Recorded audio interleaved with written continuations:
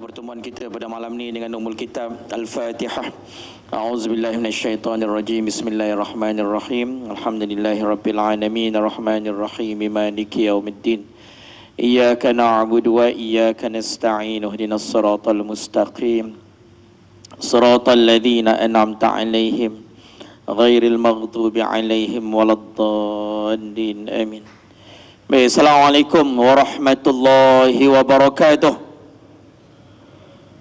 Sejuk-sejuk ni perlahan jawab salam tu ha. Ni nak kena panas sikit lagi ni. Lagi sekali, assalamualaikum warahmatullahi wabarakatuh. Dia bunyi kuat sikit lah tu. Baik, alhamdulillah. Innal hamdalillah nahmaduhu wa nasta'inuhu wa nastaghfiruh wa na'udzu billahi min syururi anfusina wa min sayyiati a'malina. May yahdihillahu fala mudhillalah wa may yudlil fala hadiyalah. Asyhadu an la ilaha illallah wa asyhadu anna Muhammadan abduhu wa rasuluh. Allahumma salli ala sayyidina Muhammad wa ala alihi wa sahbihi ajma'in. Pertamanya kita panjatkan syukur kepada Allah Subhanahu wa taala yang rezekikan Masjid Hasanah Bandar Baru Mangi ni untuk menganjurkan program yang begitu baik pada malam ni. So bagi pihak forum, moderator forum ni, kami ucapkan jutaan terima kasih, tahniah. Pertamanya kepada nazir masjid kita yang sentiasa handsome kat belakang tu ha. Al-Fadhil, Ustaz Bad, timbalan nazirnya, jawatan kuasa masjid, ya, yang diraikan Tuan Imam, Tuan Bilal, tuan-tuan guru, ustaz-ustazahnya, tuan-tuan dan puan-puan, muslimin dan muslimat yang dikasihi sekalian. Alhamdulillah, malam ni malam nisfu Sya'ban, malam yang dianjurkan untuk kita beribadah kepada Allah Ta'ala. Dan kita bersyukur pada malam ni kita berhimpun dalam masjid ini. Kita mengadakan forum juga sebahagian daripada mengingati Allah. Walaupun malam ni ada juga orang buat konsert malam ni. Mudah-mudahan Allah bagi hidayah lah ke orang tu semua tu. Okay. Yang ada dekat sini tuan-tuan dan puan-puan, muslimin muslimat, insya-Allah kita sama-sama nak kupas tajuk forum kita pada malam ini. Tajuk direct je, tajuk mazhab Syafi'i. Dan alhamdulillah pada malam ni kita pihak Masjid Hasanah telah sangat-sangat, tuan-tuan sangat beruntunglah sebab kita menjemput ahli panel yang kalau tuan-tuan duduk dengar kupasan pada malam ni, orang kata kalau makan tu boleh sendawa lah, orang kata. Memang kenyang lah malam ni. Cuma cara mana kenyang tu tak tahulah. Kita, konsep kita pada malam ni ikut cara Nabi. Kan Nabi kata, makan sebelum lapar, berhenti sebelum kenyang tu kan. Tengok cara mana kita punya kenyang pada malam ni. Sebab kedua ahli panel kita ni memang pakar dalam bidang, dalam mazhab Syafi'i. Yang kita pun tahu bagaimana perdebatan berlaku antara mereka dan juga wakil-wakil yang lain itulah kan. Saya ni tuan-tuan, kalau kurang garam, saya masuk garam sikit tu je lah. Nak bagi pedas, saya bagi pedas sikit kat situ. Tu kerja saya je lah. Nak bagi pedas sikit, bagi garam sikit, bagi masin sikit, masam sikit, tu kerja saya lah. Tapi dua orang ni cukup dah. Tuan-tuan, kalau dengar betul-betul insya-Allah kita punya forum kita ni berbentuk akademik tapi akan dimudahkan dengan cara yang lebih mudah untuk kita faham berkaitan dengan mazhab Syafi'i, dan juga kita nak kaitkan dengan malam nisfu Sya'ban kita ni insya-Allah. Tuan-tuan dan sepatutnya yang berada dekat dengan saya ni keluar sekejap. Dah sampai dah Ustaz Engku Fadhil. Ambil konektor untuk tab ni kan. Tuan-tuan dan puan muslimin muslimat, alhamdulillah pada malam ini kita bersama dengan Tuan Guru kita Al-Fadhil Ustaz Engku Ahmad Fazil bin Engku Ali. Alhamdulillah Ustaz bekerja datang dari Maurib tadi ni. Ustaz begitu ETA dia insya-Allah sempatlah sampai ke sini kan, Masjid Hasanah. Tuan-tuan saya bacakan serba sedikit latar belakang Al-Fadhil Ustaz. Orang kata tak kenal maka tak cinta kan. Ni nak bagi cinta betul-betul Ustaz Engku ni. Wajah yang selalu kita nampak di TV dan juga bersuaranya kedengaran di radio, yang juga kita nampak di media sosial rajin menulis berkenaan dengan artikel semasa ni tuan-tuan. Ustaz Engku Ahmad Fazil asal kelahiran di Kuala Terengganu. yang pernah belajar di Kolej Melayu Kuala Kangsar FCKK tahun 82 hingga tahun 86. Maknanya Ustaz SPM tahun 86 Ustaz. Oh, boleh tahan juga Lama dah tu Ustaz 86 masih budak jadul masa tu kan. Kan? Tapi nampak macam saya dengan Ustaz lebih kurang je bayar ni. Ustaz juga merupakan degree Undang-Undang Civil dan LLB Undang-Undang di UIA. Kemudian buat syariah juga di UIA tahun 1994. Kemudian Ustaz menyambung pelajaran dalam kehakiman Islam di Universiti Jordan. Dan Ustaz pernah bertugas sebagai penggembala dan juga pengacara di Mahkamah Tinggi Malaya, diterima masuk tahun 1995. Kemudian pernah bertugas di Kuliah Undang-Undang Ahmad Ibrahim UIA tahun 1994 hingga 2014. Saya juga pernah menjawat jawatan sebagai fellow kanan di IKSIM. Siapa pernah dengar nama IKSIM Institut Kajian Strategi Islam Malaysia, Ogos 2015 hingga 2018. Kemudian 2018 IKSIM dah tak ada dah. Dan saya juga pernah menjadi ahli panel penyelidik fatwa Jabatan Mufti Kerajaan Negeri Sembilan 2016 hingga 2018. Dia Tuan Kuasa Syariah Bank Muamalat Malaysia Berhad 2005 hingga 2020, sangat lama 2005 hingga 2020. Kemudian sebagai ahli Tuan Kuasa Agrobank 2015 hingga 2023. Ahli Tuan Kuasa Syariah Public Islamic Bank Berhad April 2020 hinggalah sekarang.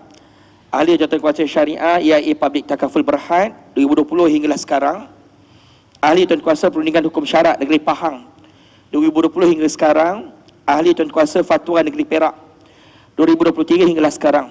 Dan hari ini Sal Ungkar Fadil merupakan pengarah Tijarah Hati Murni Islam Berhad bermula tahun 2017 hinggalah sekarang. So kalau saya bacakan biodata sangku tadi tu tuan-tuan nak cerita apa lagi tak? Selayaknya lah bercerita yang layak untuk bercerita tentang mazhab Syafi'i. Alhamdulillah kita bersama dengan Sang Fadil pada malam ni. Dan yang kedua, ahli panel kita, subhanallah, yang sentiasa, siapa yang rajin tengok Ustaz menulis di Facebook, banyak artikel-artikel di Facebooknya. Hari kita berkenalan dengan Ustaz nama Hafiz bin Muhammad Rasmizi, ataupun nama panelnya Hafiz Az-Za'farani. Kalau dekat Facebook tu Ustaz letak nama Hadha Ustaz inilah Ustaz dia, Hafiz Az-Za'farani ni. Nombor telefon dia ada dekat sini, tak sebut lah Ustaz nombor telefon tak sebut lah. Tapi subhanallah tuan-tuan, kalau kita tengok biodata dan juga dari segi pengalaman kerjaya Al-Fadhil Ustaz yang hari ini menyambung masa syariah di Universiti Islam, di Universiti Sains Islam Malaysia USIM. Sebelum ni degree syariah di UKM. Sebelum tu juga buat diploma punya syariah di Quiz. Dan juga mempelajari pelbagai kitab tafsir hadis, fiqh, akidah, maqulat dan tasawuf di Pondok Yaqubiah Berangan di Kelantan. Ustaz seorang Kelantan Ustaz? Oh, Ustaz seorang Kelantan Nampak muka Ustaz Hafiz muda lagi tak? Sehingga Ustaz Hafiz 30-an Ustaz 30-an Ustaz lebih kurang lah subhanallah. Bukannya apa tuan-tuan, sebab tengok daripada latar belakang ataupun pengalamannya bekerja, pengalaman dalam bidang dakwah ni tuan-tuan Sekarang ni merupakan pengurus Pusat Kajian Syariah Darul Fitri 2016 hingga sekarang, Exco Pertubuhan Ilmuwan Ahli Sunnah wal Jamaah 2023. Sekarang sebagai pendakwah bebas, pendakwah bertauliah di Selangor, di wilayah antaranya Pertubuhan Musakarah Hadis dan Syariat Kelantan yang merupakan setiausaha kerja di sana 2018 hingga 2020. Pernah bertugas sebagai panel penyemak bahan penerbitan berunsur Islam di Jabatan Mufti Negeri Sabah 2016-2017. Setiausaha kerja Pertubuhan Sunnah wal Jamaah 2016 hingga 2019. Ustaz juga pernah bentang kertas kerja panel pakar akidah MKI tahun 2023. Pembentang kertas kerja musakarah Jawatan Kuasa Fatwa Negeri Terengganu Ogos 2023. Wacana hadis peringkat Negeri Melaka 2023 dan seterusnya lah. Kenapa tuan-tuan saya sebut berkaitan dengan latar belakang kedua ahli panel kita ni, supaya yang ada pada malam ini kita semua memperakui kedua-duanya layak untuk bercakap tentang mazhab Syafi'i. Sebab itulah tuan-tuan, Masjid Hasanah menjemput kedua-dua ahli panel kita pada malam ini untuk mengupas tentang tajuk ini. Baik, kita terus pergi kepada Al-Fadhil Sangku. Untuk maklumat tuan-tuan, insya-Allah forum kita ni seboleh mungkin. Paling lewat dia akan habis pukul 9.30, paling lewat. Kalau ahli panel tak banyak, orang tak banyak soal jawab, 9 suku boleh habis. Ada jamuan ke? Ada makan-makan? Alhamdulillah. Malam nisfu Syaban kan. Masih Hasanah ni tuan-tuan, tang makan tu tip-top lah. Dengar cerita kambing. Ya. Okey. Dia nunduk sikit nasi tu kan. Tak apalah, yang penting kita ada santapan rohani, santapan ilmu dan santapan fizikal kita pada malam ni. Saya cuba juga kawalah forum pada malam ni. Tuan-tuan, kita nak buat 2 pusingan. Okey. 2 soalan untuk Ustaz Fadil, 2 soalan untuk Ustaz Hafiz. Dan kalau ada soal jawab daripada tetamu lah, daripada jemaah. Okey, nak soal jawab tak ada masalah. Kalau tak ada, kita terus tutup dengan rumusan daripada kedua-dua ahli panel kita, insya-Allah.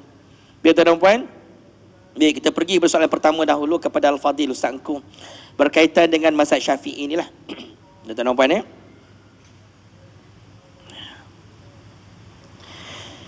Sebelum tuan-tuan kita bincang lebih jauh tentang kefahaman kita tentang mazhab Syafi'i ni terlebih dahulu, saya nak tanya kepada Al-Fadhil Ustaz untuk nak menjelaskan kepada kita kenapa kita ni semua perlu bermazhab, sedangkan kita ni ada Quran Sunnah, betul?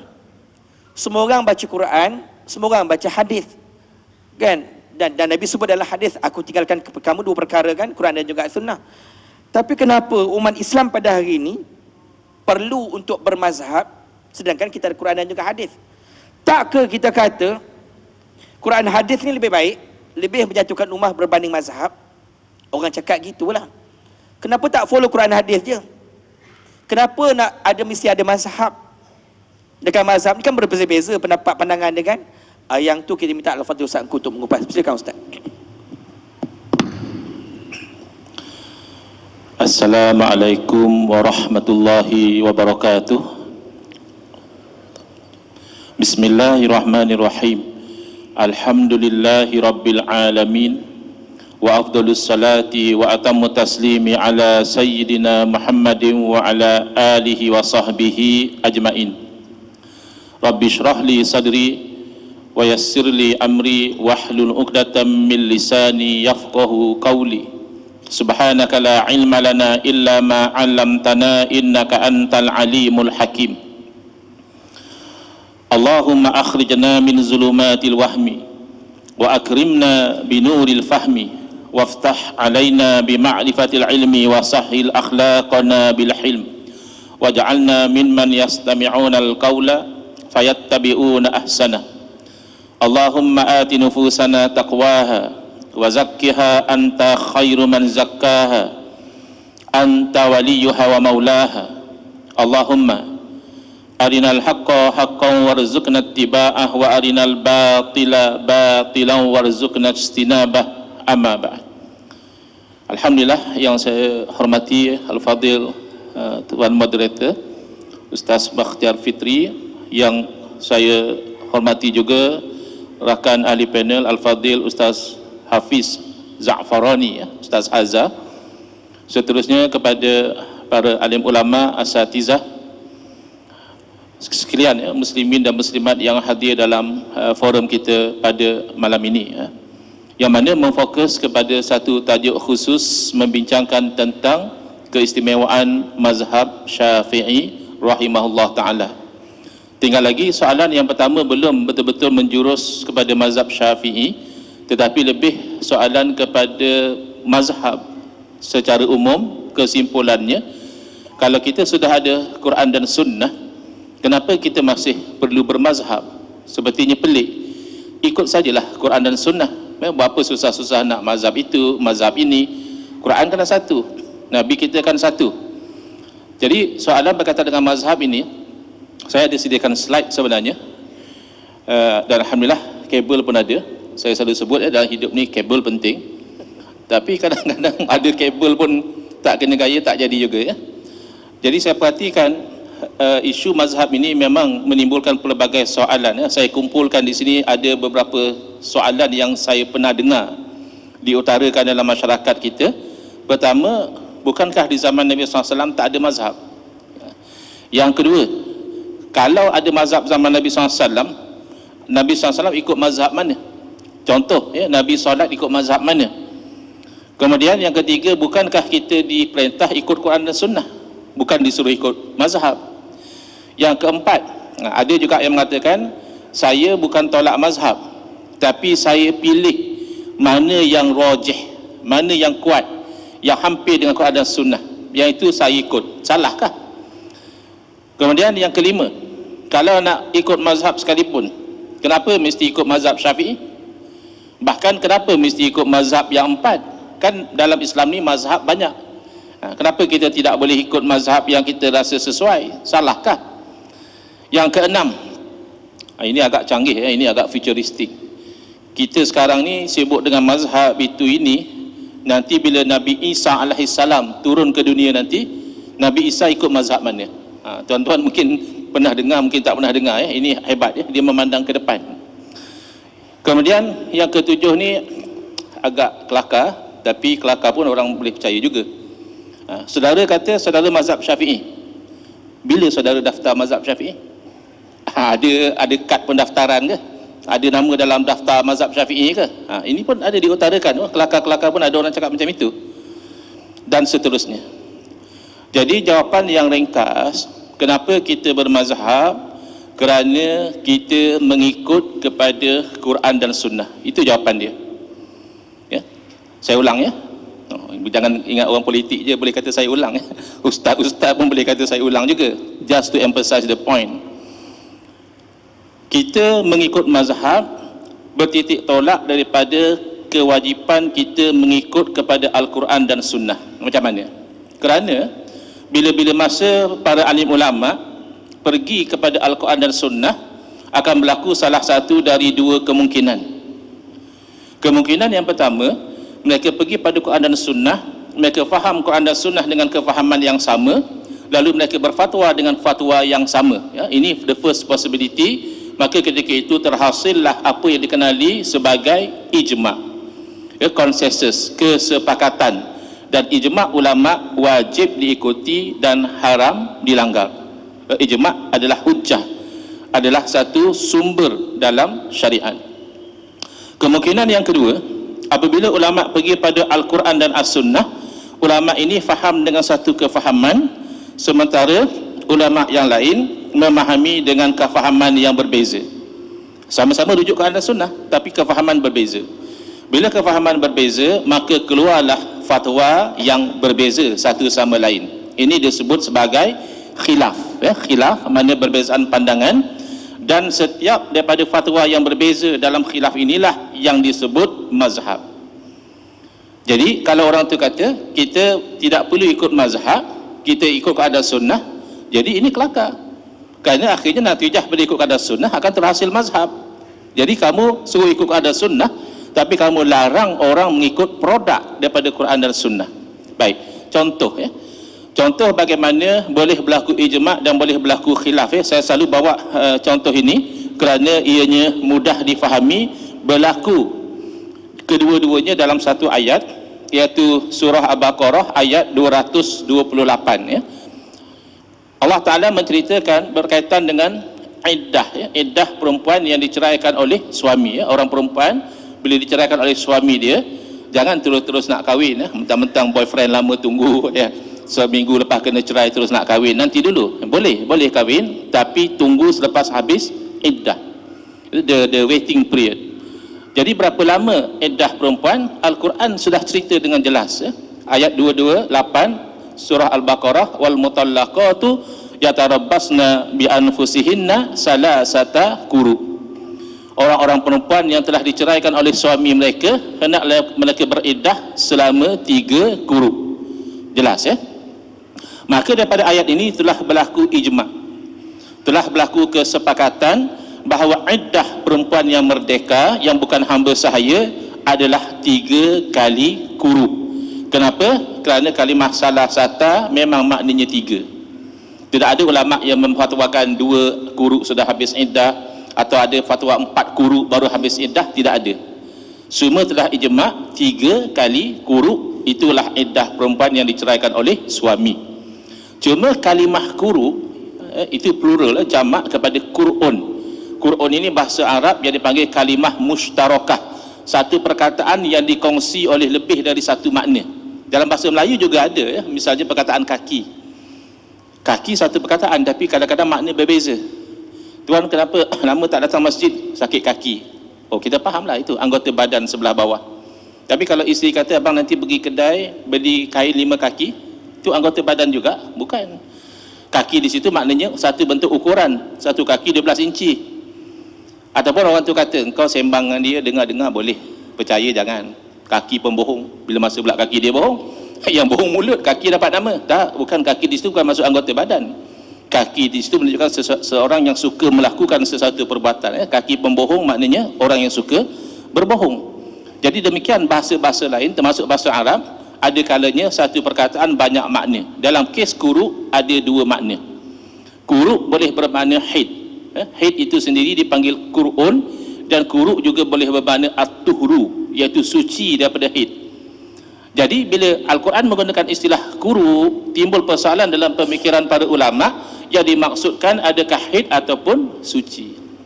Maka bila ada kesamaran demikian, terpaksalah ulama berijtihad, kerja lebih. Kalau salah sata tak perlu ijtihad.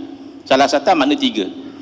Kuru, ulama terpaksa rujuk ayat Al-Quran yang lain. Saya masih ingat masa saya belajar ayatul ahkam di UIA tahun 5 LLB Syariah, kami belajar bab ini. Kita kagum dengan usaha ulama. Pertama, mereka rujuk ayat Quran lain. Kerana ayat Quran sesama ayat Quran ini saling tafsir menafsirkan. Yang kedua, mereka rujuk pada hadis-hadis Nabi sallallahu alaihi wasallam yang berkaitan dengan tajuk tersebut, kerana salah satu fungsi hadis adalah menerangkan, menafsirkan makna Al-Quran. Sudah 2. Yang ketiga, mereka rujuk kepada qawaid Arabiyah, kaedah-kaedah bahasa Arab. Kenapa pula? Kerana Al-Quran dalam bahasa Arab, perlu difahami dengan kaedah bahasa Arab. Saya masih ingat salah satu hujah ulama Syafi'iyah adalah melihat kepada adat dan ma'dud. Bilangan yang dibilang mesti berbeza muannas dan muzakkar. Jadi antara at-tuhru wal haidah, at-tuhru itu muzakkar, maka salah satu kuru berarti salah satu athhar. Sampai macam itu ulama membincangkan. Tapi walaupun dikaji, walaupun masing-masing ulama yang hebat, masih lagi berbeza. Ulama mazhab Hanafi memahami kuru dengan makna haid, keluar fatwa 3 kali haid sudah habis iddah. Sementara ulama mazhab Syafi'i memahami kuru dengan makna suci, keluar fatwa 3 kali suci baru habis iddah. Jadi bayangkan, sama-sama rujuk Al-Quran, bahkan sama-sama merujuk ayat yang sama, 228 surah Al-Baqarah, bahkan sama-sama cuba mengimplementasi perkataan yang sama, iaitu kuru, masih berlaku 2 mazhab. Itu macam mana kamu boleh kata ikut Quran Sunnah, jangan ikut mazhab? Jadi jelas kita sampaikan kepada masyarakat bahawa mazhab ini sebenarnya adalah produk daripada Quran dan Sunnah. Salah satu produk. Produk yang satu lagi namanya ijma'. Ijma' sudah tidak ada pilihan lah. Wajib kita ikut kerana ulama telah sepakat. Tapi kalau khilaf ini melahirkan mazhab, maka mazhab itu adalah produk daripada Quran dan Sunnah. Baik. Habis itu zaman Nabi SAW tak ada mazhab pun. Baik. Kita kena lihat daripada 2 sudut. Mazhab itu sendiri apa makna dia? Mazhab daripada perkataan bahasa Arab, zahaba yazhabu maknanya pergi. Ini bahasa Arab yang basic, pergi. Kalau kita tambah huruf mim, dia bertukar menjadi ismu makan, menjadi nama tempat. Ta'ima yat'amu, makan. Mat'am, tempat makan. Ghasala yaqsidu, basuh. Maghsal, tempat basuh. Maka zahaba yazhabu pergi, mazhab maknanya tempat pergi. Tetapi zahaba yazhabu juga boleh bermakna berpandangan. Maka bila ditambah huruf mim, mazhab berarti pandangan.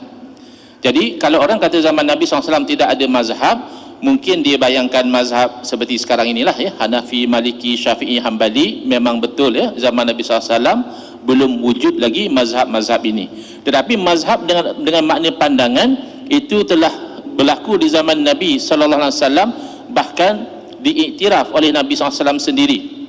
Pada Abi Sa'id Al-Khudri radhiyallahu anhu menceritakan bahawa telah keluar 2 orang lelaki dalam satu musafir, kemudian masuk waktu salat dan mereka tidak punya air untuk berwudu.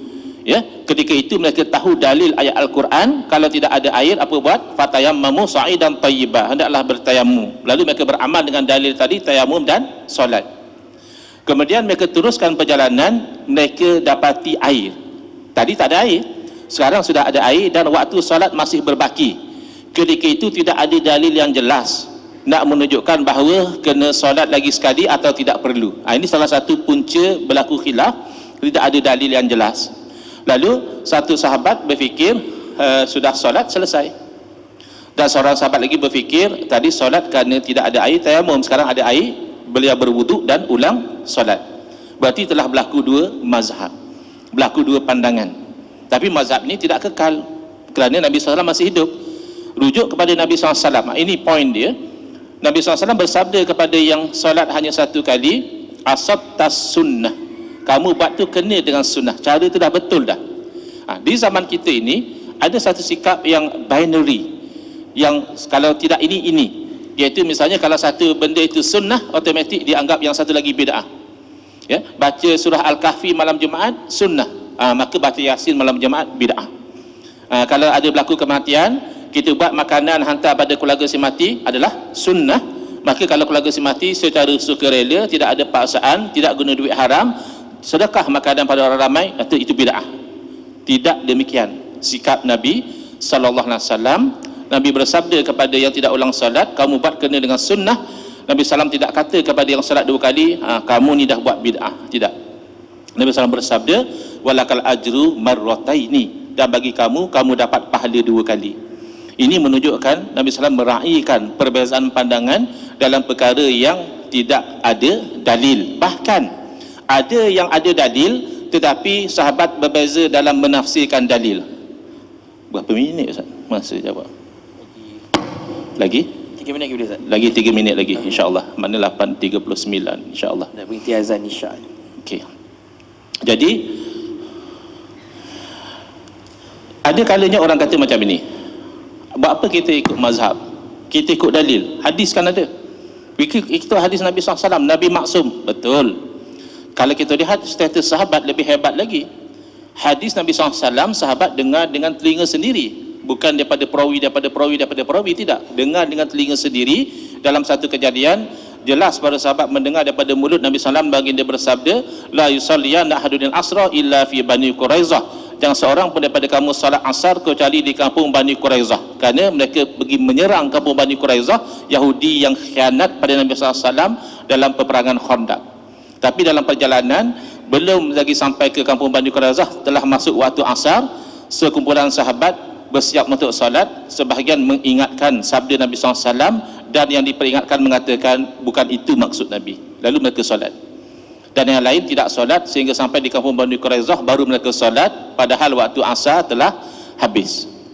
Bayangkan, ada dalil yang jelas daripada Nabi SAW. Baik, yang penting lam yu'annif wahidan minhum, Nabi SAW tidak mengkritik mana-mana satu, kerana masing-masing memahami dengan cara masing-masing. Yang solat dahulu mengambil purposive approach. Apa tujuan Nabi SAW menyuruh supaya jangan solat? Maksudnya berjalan tu cepat, kira-kira asar dah sampai sana. Habis kita lambat, ada dalil inna solata kanat alal mu'minina kitaban mauquta, solat adalah kewajipan yang berwaktu.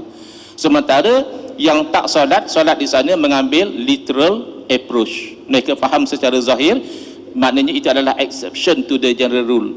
General rule sembahyang kena dalam waktu, tapi dalam kejadian itu dengan sabda Nabi SAW, satu pengecualian, boleh solat di luar waktu kerana nak solat di kampung Bani Quraizah. Maka kalau Nabi SAW sendiri meraihkan perbezaan penafsiran dalam memahami dalil, maka siapa kita nak berlagak tafsiran kita sahaja yang betul, tafsiran orang lain semuanya salah, bercanggah dengan Quran dan Sunnah? Itu satu sikap yang menyempitkan agama. Wallahu a'lam. Baik, kita rasanya dah masuk waktu azan isyak 8.39 Kita berhenti untuk azan isyak sebentar. Ya, baik. Tuan-tuan muslimat, mudah kita faham daripada perkataan Ustaz Fadil tadi sangat mudah kalau kita ni boleh berlapang dada sebenarnya kan. Tak menganggap kita lebih baik daripada orang lain. Itulah yang disebut oleh ulama, antara masalah orang dia ilmu ni lah, dia rasa ilmunya lebih hebat daripada orang lain, sehingga menyanggah kata-kata ulama kan. Dan itulah mudah sebenarnya boleh kita faham dengan ilmu dan boleh berlapang dada, mudah. Bahkan Nabi SAW juga berlapang dada untuk nak bagi menerima pendapat-pendapat para sahabat. Tuan-tuan, sebelum saya pergi lebih jauh, saya nak mewar-warkan kepada jemaah semua sebelum saya pergi soalan kepada Ustaz Hafiz tentang program Ihya Ramadan yang dilaksanakan oleh Masjid Hasanah Bandar Baru Bangi. Untuk makluman semua jemaah, Masjid Hasanah akan berbelanja lebih kurang RM800,000 untuk berbuka puasa menjamu 2,000 orang setiap hari. Kalau sehari 2,000 kali dengan 30 hari, berapa ramai tu? 60,000 orang nak ajak buka puasa. Maknanya satu hari punya belanja buka puasa tu berapa agak-agak? Kalau satu kepala tu RM15, kali dengan 22,000 orang, kalau RM10 dah RM20,000 kan. So tuan-tuan, saya ni bagi moderator pihak Masjid Hasanah lah mewar-warkan kepada tuan-tuan dan puan semua, jom sama-sama kita berinfak untuk berbuka puasa dan juga moreh insya-Allah setiap hari dan juga sahur pada 10 malam terakhir. Dan untuk makluman semua, insya-Allah Masjid Hasanah akan mengkhatamkan bacaan Al-Quran sebanyak 2 kali dalam solat tarawih dan juga qiyam sepanjang Ramadan ni. So jemput bersama-sama kita mengimarahkan Ramadan di Masjid Hasanah Bandar Baru Bangi, berbuka puasa, solat tarawih dan juga berqiyam mulai dekat sini. Jangan lupa malam ni kita kumpulkan 800,000 insya-Allah. Mudah-mudahan yang berinfak Allah Taala gantikan infak tuan-tuan dengan ganjaran yang lebih baik insya-Allah, mudah-mudahan. Baik tuan-tuan, kita nak pergi soalan kepada Al-Fadil Ustaz Hafiz Za'farani. Ustaz, soalan direct je Ustaz. Bagaimana pembentukan mazhab berlaku dan apakah keistimewaan mazhab Syafi'i? Nak bagi mudah kita faham dalam banyak-banyak mazhab, kenapa mazhab Syafi'i sangat sinonim dan istimewa untuk rakyat Malaysia ni? Silakan Ustaz. Bismillahirrahmanirrahim. Alhamdulillahi rabbil alamin. Allahumma salli salatan kamilah wa sallim salaman tamman ala nabiyyin tanhalu bihil uqad wa tanfariju bihil qurab wa tuqda bihil hawaij wa tunalu bihi raghaib wa husnul khawatim wa yustasqal ghamamu biwajhil karim wa ala alihi. Rabbi shrah li sadri wa yassir li amri wahlul 'uqdatam min lisani yafqahu qawli. Assalamualaikum warahmatullahi wabarakatuh. Alhamdulillah, syukur kita pada Allah Subhanahu Wa Taala. Dengan takdir daripada Allah Subhanahu Wa Taala, usaha daripada pihak masjid, dapat kita sama-sama berada di dalam forum perdana pada malam ini, yang saya kira satu forum yang tepat untuk menjelaskan kepada orang awam tentang kenapa kita bermazhab dan kenapa kita mazhab Syafi'i. Awal tadi Ustaz Engku dah sebut, Al-Fadhil Ustaz Engku dah sebut bagaimana kita ini mesti ikut mazhab dan bagaimana mazhab itu muncul, bagaimana pertikaian di kalangan ulama itu berlaku antara sahabat sendiri. Jadi kita tengok di dalam hadis-hadis Nabi sallallahu alaihi wasallam, Nabi ada sebut taraktu fikum amrayn lan tadillu ma tamassaktum bihima kitab Allah wa sunnatan nabiyhi sallallahu alaihi wasallam. Nabi kata, aku tinggalkan kepada umat aku ni, aku tinggalkan kepada kamu ni dua perkara. Dua perkara ni kata Nabi sallallahu alaihi wasallam, kalau kamu pegang, kamu tidak akan sesat selama-lamanya, iaitu kitab Allah Al-Quran dan hadis Nabi sallallahu alaihi wasallam ataupun sunnah Nabi. Apabila disebut dua perkara ini adalah dipanggil sumber hukum.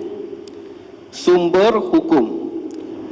Dia bukan terhad kepada dua perkara ni sahaja. Dia ada beberapa lagi sumber hukum yang lain. Kalau kita belajar dalam usul fiqh, ada 4 sumber hukum yang disepakati: Al-Quran, hadis, ijma' dan qiyas. Kemudian setiap imam mazhab itu ada sumber hukum yang tersendiri. Imam Malik contohnya, dia ambil amal Ahlu Madinah. Imam Malik. Kalau Imam Abu Hanifah contohnya dia ambil kaedah sumber hukum istihsan, maka ulama ni mempunyai kaedah masing-masing ataupun sumber hukum masing-masing. Maka jangan kita terlalu rigid pemikiran kita ataupun tertipu dengan sebahagian orang yang kata kena ikut Al-Quran hadis saja. Habis ijma' qiyas pergi mana? 4 mazhab sepakat kita kena ikut Al-Quran, sunnah, ijma' dan qiyas. Maka 4 ini adalah sumber hukum. Maka daripada sumber hukum ini ulama' 4 mazhab keluarkan hukum. Tetapi tidak semua orang boleh faham Al-Quran dan hadis. Zaman sekarang kita dengar ada orang kata baca Al-Quran, tengok terjemahan dah boleh faham sendiri. Ada yang kata kitab hadis zaman sekarang dah diterjemah, boleh baca seperti mana baca novel. Itu satu fahaman yang karut, satu fahaman yang tak betul. Kerana saya nak sebut di sini, sebelum ini Ustaz, saya pernah forum dengan Ustaz Engku juga. Masa tu saya moderator. Ada satu lagi Ustaz dekat Melaka. Siapa Ustaz?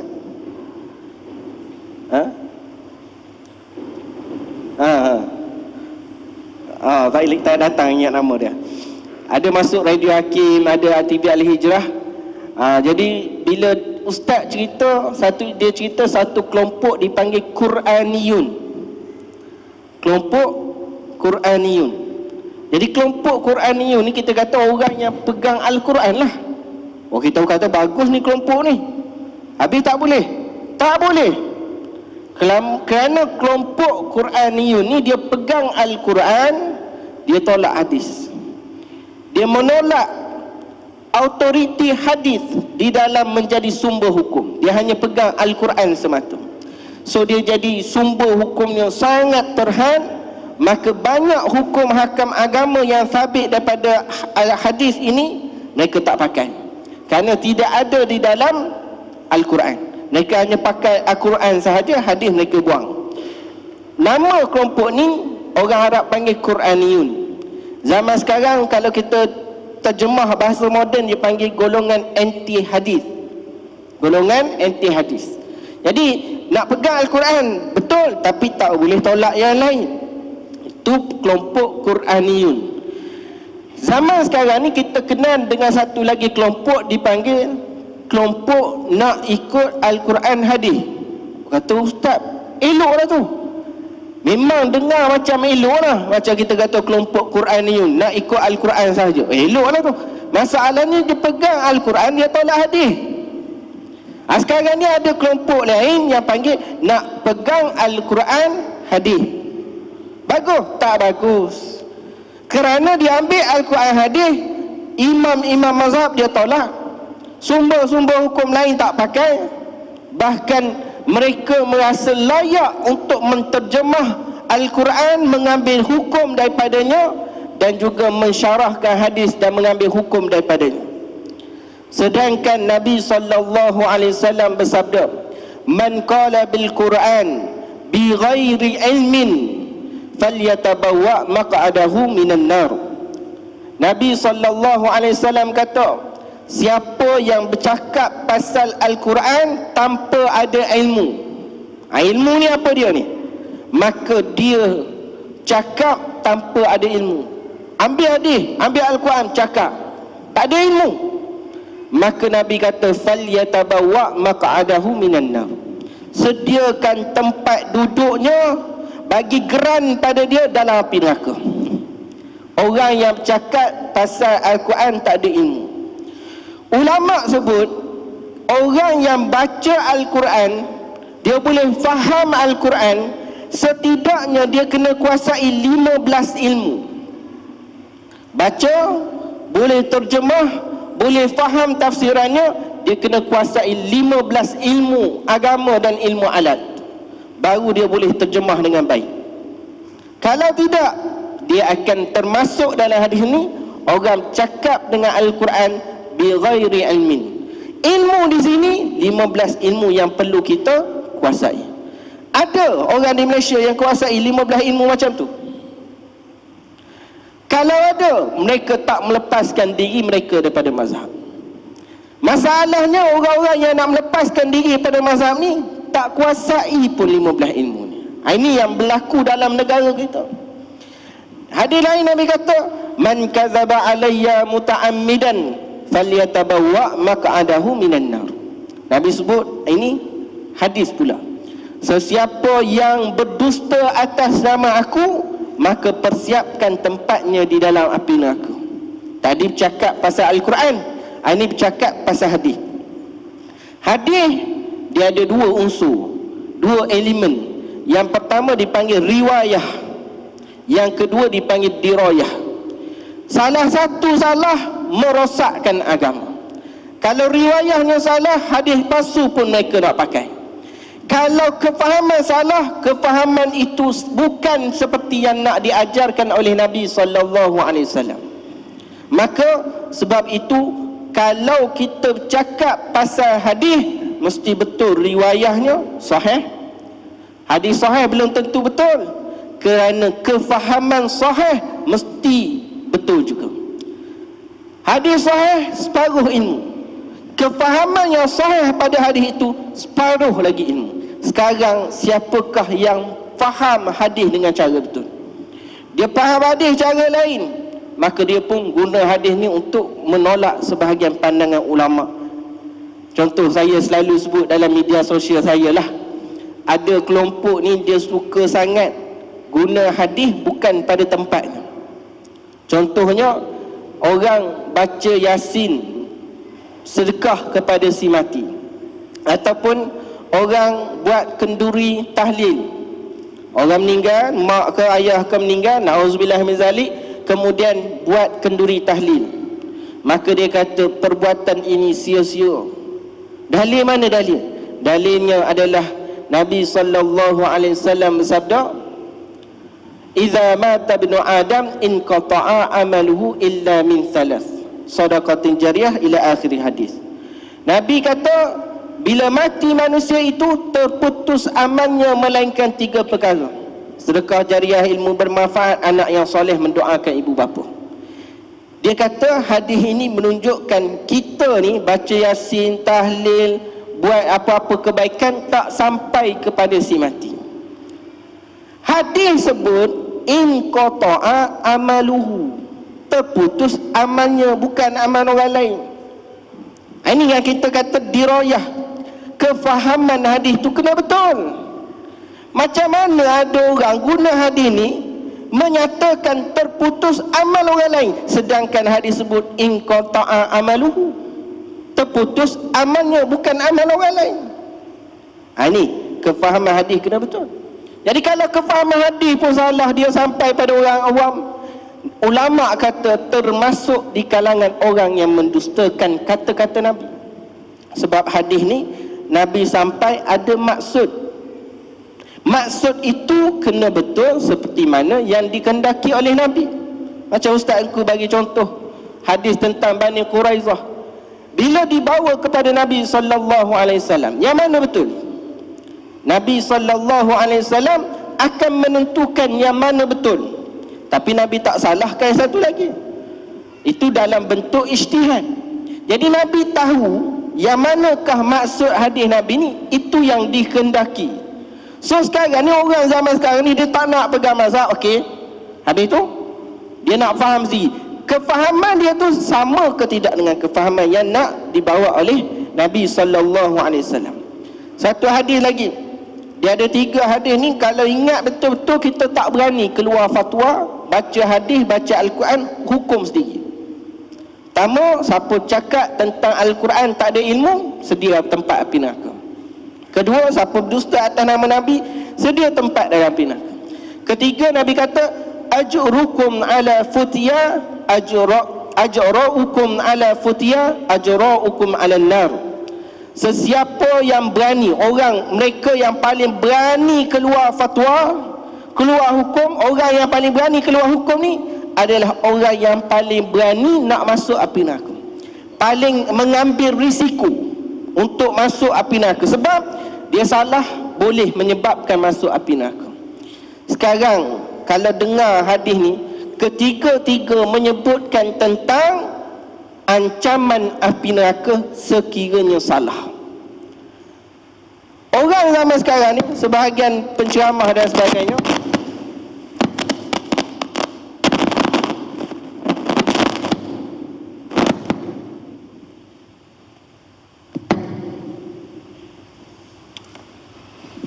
sebahagian penceramah pada zaman sekarang ni, bila mereka bercakap, mereka kata jangan kita eksklusifkan Al-Quran dan hadis itu untuk orang agama sahaja. Kita buka Al-Quran dan hadis ni untuk rujukan semua. Masalahnya Nabi SAW tidak membuka seluas itu. Nabi tak membenarkan orang bercakap dengan Al-Quran tanpa ilmu, ataupun bira'yihi, dengan pandangannya sendiri. Ni ramai orang zaman sekarang buka terjemahan, buat orang panggil apa? Tadabbur. Tadabbur tu dia baca ayat, dia faham begitu, dia sampaikan begitu. Maka termasuk dalam hadis Nabi kata, falyatabawwa maq'adahu minan nar. Jangan kita bermudah dalam hal ini, kerana tiga-tiga ini diancam dengan api neraka. Sebab itu pada zaman sahabat dahulu, ada beberapa orang jenis sahabat. Satu orang jenis sahabat ni, dia suka dengar hadis, dia suka kumpul hadis. Ada saya sampai catat hadis. Contohnya Ibnu Mas'ud ada catat hadis. Ada yang suka dengar dan menyampaikan hadis.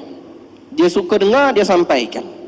Ada yang suka kumpul banyak-banyak hadis dan dia mengajar, sebar pada orang ramai. Ada orang dia faham hadis dan dia boleh keluar hukum daripada hadis. Ini ramai pada kalangan sahabat. Tetapi ada sebilangan sahabat ni, dia dengar hadis, dia tak berani riwayat. Dia duduk diam, simpan untuk diri sendiri. Adakah termasuk dalam kalangan orang menyembunyikan ilmu? Tak. Mereka mendiamkan diri kerana takut pada hadis man kadzaba alayya muta'ammidan, siapa yang berdusta atas nama aku dengan sengaja. Jadi dia takut kalau dia riwayat hadis tak seperti mana hadis Nabi, maka dia termasuk dalam kelompok ini, maka dia tak berani. Sebab itu pada zaman sahabat ada lebih kurang 124,000 orang sahabat. Daripada 124,000 orang sahabat ni, hanya 130 orang sahaja yang ada kemampuan keluar fatwa. Ni sahabat dah ni yang dengar hadis direct pada Nabi SAW. Tetapi hanya 130 orang sahaja yang berani keluar hukum. Dia faham Al-Quran, faham hadis, dia keluar hukum. Daripada 130 ini, hanya 7 orang sahaja yang paling banyak mengeluarkan fatwa. 7 orang sahaja. Yang mana kalau orang ada soalan, pergi rujuk 7 orang. 7 orang tu adalah pertama Umar Al-Khattab, Ali bin Abu Talib, Abdullah bin Mas'ud, Siti Aisyah Ummul Mukminin, Zaid bin Thabit, Abdullah bin Umar dan Abdullah bin Abbas. Ini 7 orang yang paling banyak keluar fatwa. Pernah satu masa ada seorang lelaki pergi jumpa dengan Abu Musa Al-Ash'ari. Dia tanya tentang pusaka bagi 3 orang, yang mana ada orang meninggalkan 3 waris. Maka dia tanya kepada Abu Musa Ash'ari tentang pembahagian harta pusaka. Maka Abu Musa pun bagilah pembahagian yang dia faham. Lepas tu orang ni pergi jumpa pula dengan seorang lain, sahabat lain, iaitu Abdullah bin Mas'ud. Bila tanya pada Abdullah bin Mas'ud, Abdullah bin Mas'ud membahagikan harta pusaka berbeza dengan Abu Musa Ash'ari. Maka bila pergi balik kepada Abu Musa Ash'ari, kata, wahai Abu Musa, Abdullah bin Mas'ud kata pembahagiannya begini. Maka kata Abu Musa Ash'ari, jangan kamu tanya hukum pada aku selagi lelaki ini masih hidup. Kerana Abdullah bin Mas'ud memang diberi kemampuan yang sangat dahsyat dalam ilmu. Jadi soalan orang yang tak faham maksud daripada Al-Quran dan hadis, mereka akan tanya kepada orang yang faham. Fas'alu ahla zikri in kuntum la ta'lamun. Memang Al-Quran suruh kita tanya kepada orang alim, orang yang ada kemampuan, supaya bila kita tak tahu, kita tanya pada orang tahu. Sekarang kita rasa kita faham sangat Al-Quran dan hadis ni, kita hidup zaman sahabat ke? Dan sahabat yang hidup dengan Rasulullah pun tak berani faham Al-Quran, keluar hukum sendiri. Mereka tetap rujuk orang yang alim di kalangan mereka. So kalau kita nak membayangkan mazhab itu sudah muncul, maka mazhab sudah muncul, iaitu 7 orang sahabat ni lah, secara tidak tersusun dengan sistematik. Maknanya kalau zaman sahabat ada 7 mazhab, contohnya mazhab Umar, mazhab Ali. Orang tanya Sayyidina Umar, apa hukum dia? Orang tanya Sayyidina Ali, maka yang bertanya akan mengamalkan keputusan daripada jawapan tersebut. Itu mazhab asalnya. Kemudian perkembangan ini semakin luas. Bila makin luas, maka terbentuklah mazhab. Kerana daripada zaman sahabat sudah ada berlaku perselisihan. Kemudian orang yang tak jumpa dengan Nabi ni belajar dengan sahabat. Tabi'in pun mereka berselisih di antara satu sama lain. Maka perlu ada satu keseragaman. Nak bagi sama, kita pegang yang ni. Kalau tanya dalam fiqh ni, apa tak boleh buat? Ada pandangan semua kata boleh buat. Ada pandangan yang kata boleh buat. Nak makan apa? Tuan-tuan nak makan apa? Buaya. Ada pandangan kata boleh makan. Nak makan buaya boleh, tupai boleh, macam-macam boleh lah. Tapi kita nak keseragaman. Apabila perlu kepada keseragaman, ulama-ulama menyusun ini pandangan dia. Antaranya mazhab yang muncul adalah mazhab Abu Hanifah, mazhab Hanafi, kemudian mazhab Maliki, mazhab Syafi'i, mazhab Hambali. Ini 4 mazhab yang makruf, yang kita kenal. Sebenarnya mazhab ni banyak sangat. Antara yang terkenal ada 12 mazhab. 12. Mana yang kita tahu 4 saja, kan? So ada 12 sebenarnya yang terkenal, yang pernah diamalkan oleh umat Islam zaman dahulu. Kalau 4 tadi maknanya itu yang kekal hingga zaman kita sekarang. 12 semua ni, selain daripada 4 itu, ada mazhab Daud Zahiri, ada mazhab Sufyan Uyainah, ada mazhab Sufyan Thawri, mazhab Lais bin Sa'ad, dan mazhab Auza'i. Ini 9 mazhab. Mazhab 9 ni mazhab Ahli Sunnah wal Jamaah. Dia ada tambah 3 lagi, mazhab Syiah, mazhab Ismailiyah, mazhab Zaidiyah, dengan mazhab Rafidah. Ini tambah Syiah, ada 3 lagi mazhab. Jadi daripada ke semua mazhab yang muktabar, 9 yang kita sebut tadi, Imam Syafi'i ni punya keistimewaan, seolah-olah dia telah mendapat overview. Betul Ustaz, overview? Mendapat satu gambaran yang luas tentang setiap mazhab yang telah ada.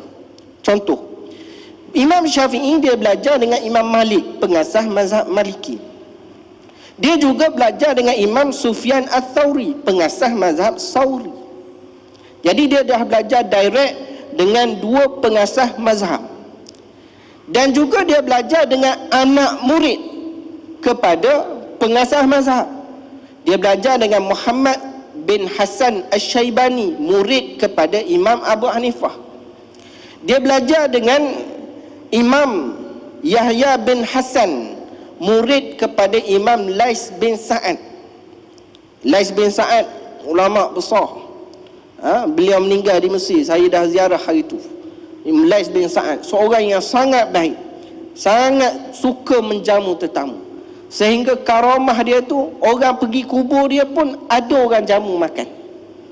Ada satu AJK khusus lah, kalau orang ziarah makan Imam Lais, dijamu makan.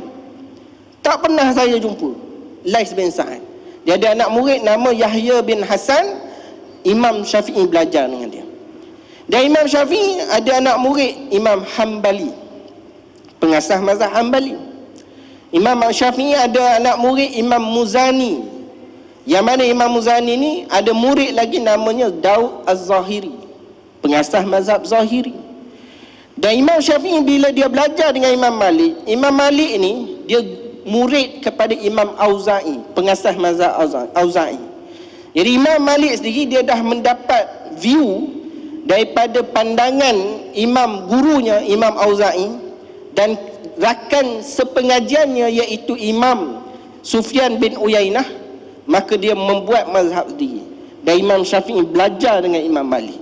So Imam Syafi'i ni seolah-olah telah mendapat gambaran umum ataupun lebih terperinci ke semua hukum dalam mazhab-mazhab yang ada. Tetapi Imam Syafi'i mempunyai kaedah yang tersendiri. Kalau kita belajar usul fiqh, tengok sejarah tarikh tadwin usul fiqh ni, tarikh penyusunan kitab-kitab usul fiqh, ulama sepakat kitab usul fiqh yang pertama disusun adalah kitab Imam Syafi'i. Sehingga ulama kata kita kena susun jugalah mazhab Hanafi sebelum beliau. Mereka keluar hukum tapi tidak menentukan usul mereka. Tapi bila Imam Syafi'i letak satu kitab usul fiqh, maka mazhab Hanafi berkata kita kena buat usul fiqh juga. Ini keistimewaan mazhab Syafi'i, Imam Syafi'i. Dan Imam Syafi'i ini ramai ulama-ulama telah menyebut Imam Syafi'i ini sebagai alimul Quraisy. Kerana apa? Kerana Imam Syafi'i adalah imam yang mana diisyaratkan oleh Nabi sallallahu alaihi wasallam. Dalam suatu hadis Nabi kata akan ada imam daripada Quraisy, maknanya seorang ulama besar keturunan Quraisy, ilmunya akan meliputi seluruh bumi. Dan murid beliau ataupun ulama-ulama kemudian semuanya mengatakan hadis ini merujuk kepada Imam Syafi'i. Daripada zaman Imam Syafi'i masih hidup, Imam Ahmad bin Hanbal kata hadis ini merujuk kepada Imam Syafi'i. Dan ulama kemudian yang hidup kurun demi kurun, apabila mereka mensyarahkan hadis ini, mereka kata hadis ini merujuk kepada Imam Syafi'i. Maka itu keistimewaan Imam Syafi'i. Tidakkah kita rasa kagum, rasa bertuah kerana mengikut mazhab Syafi'i? Sehingga kita rasa dalam bab ini mazhab Syafi'i tak tepat. Siapa kita? Siapa kita dalam hal ini? Maka sebab itu sedar diri, teguh dengan mazhab, percaya kepada ulama. Jangan tertipu kepada orang yang nak menarik diri orang-orang lain kepadanya, nak ajak orang lain ikut dia. Saya faham Al-Quran, saya faham hadis, jadi rujuk dia, tinggal imam mazhab. Jadi kita kata senang dia, nak ikut Imam Syafi'i ke nak ikut dia? Dia kata dia bawa Al-Quran hadis, dia kata dia faham Al-Quran hadis. Baik, dia faham Al-Quran hadis, kalau dia fahamlah, okey. Nak ikut kefahaman dia ke nak ikut kefahaman Imam Syafi'i? Mesti kita kata ikut kefahaman Imam Syafi'i. Sebab itulah kita pegang mazhab Syafi'i. Dan kalau tempat lain, di Pakistan, di Bangladesh, di India, mereka akan cerita keistimewaan mazhab Hanafi. Di Maghribi akan cerita keistimewaan mazhab Maliki. Tak ada masalah, kita tak pernah bergaduh antara mazhab. Tapi yang bergaduh tu jadi kerana orang yang cuba merobohkan mazhab. Wallahu alam, dipersilakan Ustaz. Baik, sebanyak pada Ustaz Hafiz. Nak potong pun tak tahu nak potong kat mana sebenarnya. Sebab semuanya sangat penting. Kita dengar pun kisah mazhab Syafi'i. Itulah siapalah kita orang kata kan nak menafikan keilmuan Imam Syafi'i sebenarnya. Dan kita beruntunglah berpayung di bawah mazhab Syafi'i sebenarnya. Baik, saya terus pergi kepada Al-Fadhil Ustaz Fadil. Sebelum tuan-tuan, saya nak buka juga soalan pada jemaah ni. Kalau ada sesiapa yang nak bertanya soalan, sebab lepas ni saya nak terus tutup untuk Ustaz Fadil untuk buat kesimpulan lah. Okey, ini macam tak habis setengah nampaknya ni kan. Sangku Fadil pun mungkin lama juga nak bercakap. Mungkin kalau ada apa-apa nak tanya, saya nak sekalikan dengan soalan saya yang kedua ni. Ada tak jemaah nak bertanya soalan? Okey, kau terfikir ke? Sebab lepas habis untuk pusingan terakhir kita tak buka dah sebab masa terhad sangat. Ingat pukul 9.30 boleh habis, nampaknya lanjut juga ni. Tapi yang ni saya minta lah kalau boleh kita bagi masa lebih kurang dalam 10 minit ke lebih kurang untuk kita nak habiskan dan juga buat rumusan insya-Allah. Hafiz dah cerita berkaitan dengan keistimewaan Imam Syafi'i lah, kelayakan Imam Syafi'i dan kenapa Imam Syafi'i itu lebih sangat istimewa sebenarnya berbanding di Malaysia sebenarnya dari segi amalannya. Tapi waktu yang sama kan, kenapa kita ni di Malaysia berpegang dengan mazhab Syafi'i berbanding dengan mazhab yang lain, sedangkan mazhab yang lain juga diikut juga Quran Sunnah kan? Syafi'i Quran Sunnah, mazhab ni juga Quran Sunnah. Tetapi kenapa yang saya nak sambung balik soalan saya dengan Ustaz Hafiz dengan Ustaz Engku tadi, nak sambung balik ke Ustaz Engku, kenapa dalam banyak mazhab Syafi'i yang lebih sesuai sangat murninya dengan rakyat Malaysia di Malaysia ni? Silakan Ustaz.